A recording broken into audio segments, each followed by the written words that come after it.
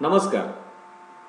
मायसॉफ्ट medical CRMच्या help व्हिडिओमध्ये तुमचं स्वागत आहे.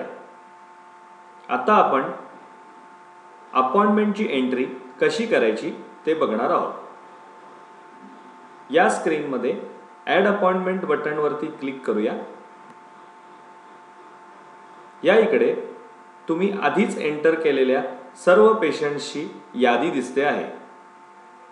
तुम्हाला जर एखाद्या पर्टिक्युलर पेशंटला सर्च करायचं असेल तर तुम्ही या इकडे सर्चमध्ये टाईप करू शकता आणि त्या पेशंटच्या पहिल्या नावावरती फर्स्ट नेमवरती डबल क्लिक करा. म्हणजे त्या पेशंटचं नाव आपल्या अपॉइंटमेंटच्या ॲड स्क्रीनवरती येईल. कधीची अपॉइंटमेंट आहे ती डेट इकडे सिलेक्ट करू शकता.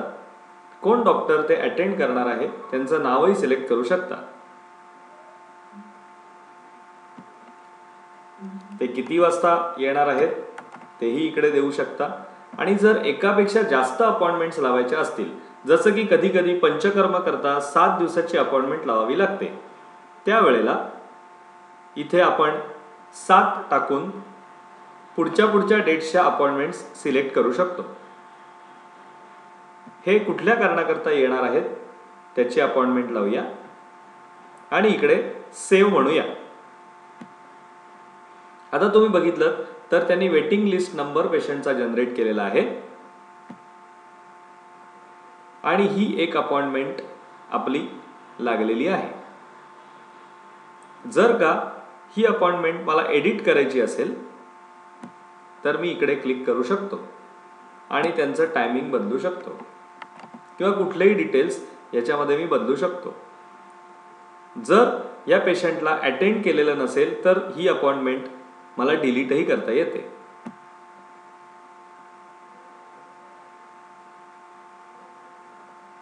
अपॉइंटमेंट ॲड करताना जर नवीन पेशंट ॲड करायचा असेल तर तो करता येतो.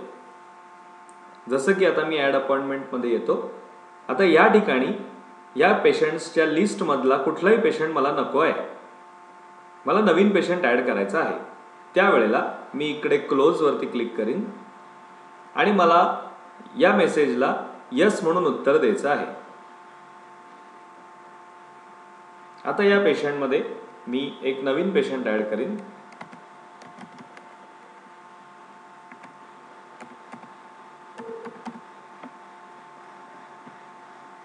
त्यांचं एज टाकेन. एज टाकल्यानंतर सॉफ्टवेअर त्यांची बर्थ डेट गेस करायचा प्रयत्न करतं. ही बर्थ डेट तुम्ही चेंजही करू शकता. त्यांचा जो ॲड्रेस आहे तो आपण देऊ शकतो.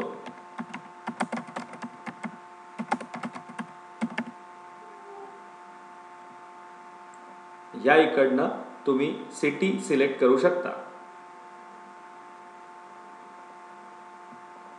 सिटी जर तुम्हाला दिसत नसेल तर तुम्ही इकडनं नवीन सिटी ॲडही करू शकता. त्यांचा फोन नंबर आणि जर का तुम्ही त्यांचे इतर डिटेल्स रेकॉर्ड केले असतील, जसं की वेट किंवा त्यांचं प्रोफेशन, ते मॅरिड आहेत का अनमॅरिड आहेत, त्यांची ॲनिव्हर्सरी डेट काय, हे सगळं तुम्ही इकडे रेकॉर्ड करू शकता. जे तुम्ही बघताय त्याप्रमाणे ही जी डेट ऑफ बर्थ आहे ती खूप इम्पॉर्टंट आहे. कारण जेव्हा अपॉइंटमेंट कॅलेंडर तुम्हाला समोर दिसतं तेव्हा त्या माणसाचं एज तुम्हाला याच्यावरून कळू शकतं.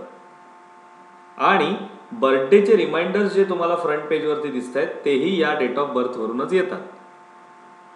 त्याचप्रमाणे या इकडे रेफरन्स बाय मध्ये तुम्ही तो पेशंट कसा आला तेही तुम्ही देऊ शकता.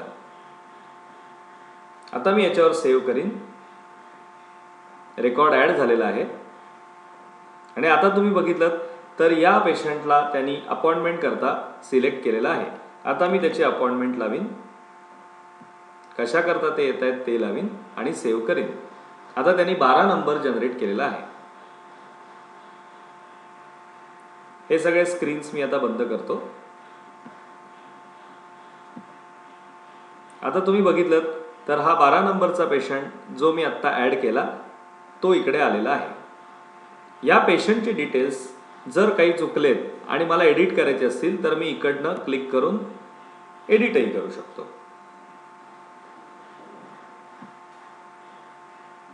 तुम्हाला जर का दुसऱ्या कुठल्याही डेटचं अपॉइंटमेंट कॅलेंडर बघायचं असेल तर या अपॉइंटमेंट कॅलेंडरवर क्लिक केल्यानंतर डेट सिलेक्ट करता येते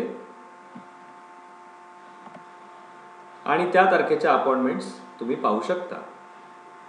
जर का परत टुडेवरती यायचं असेल तर इकडे टुडेवर क्लिक केलं की तुम्ही परत आजच्या अपॉइंटमेंट्सवर येता. अशा प्रकारे मायसॉफ्टमध्ये तुम्ही अपॉइंटमेंट सेट करू शकता. धन्यवाद.